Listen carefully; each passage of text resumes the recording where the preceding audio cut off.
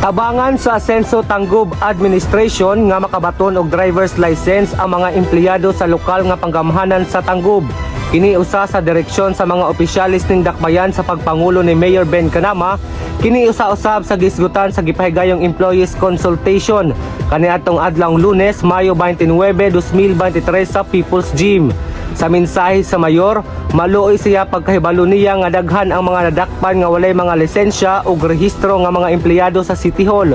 Matud pa sa mayor, sila maghatag og kahigayunan para sugod karon hangtod sa bulan sa Disyembre.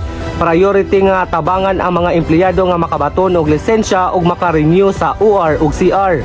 Una, pwede na nga mag-request sa LTO og seminar by batch ug doon na pagyoy pakapin nga driving course og paningkamutan ang bayad nga maka-counterpart ang syudad para lang makalukat og driver's license ang mga empleyado.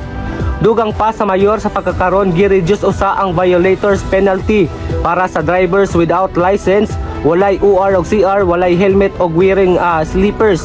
Ang penalty para sa mga empleyado sa LGU Tangub, magpili kung mubayad ba sa penalty nga 100 o ipakita ang certification nga nag-conduct og community service o ang nag-act of mercy sa barangay o wala na ibayaran o magpapirma lamang sa kapitan sa barangay. Ang pagpakita sa certification of conducting community service or act of mercy, i-konsiderar kini nga na-comply sa maong penalty. Sa pagkasunod tuig, ibalik na atong normal nga bayaran sa mga penalties. Karon lamang kini gi-reduce aron nga paningkamutan nga makalisensya. Og sa katapusan, gihangyo sa mayor si Konsehal Molik del Socorro nga sugod sa June makastart na sa pag-process og driver's license.